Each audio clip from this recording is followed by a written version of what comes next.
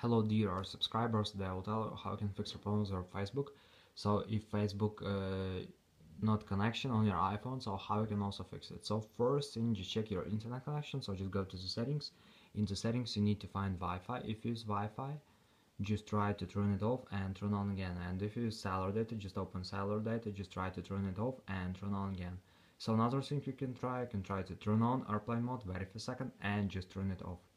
So after you can try to restore your phone, so just go to the general, just scroll down, just tap on shutdown, slide to power off, wait for a second and just power the phone again. So just simple restore your phone.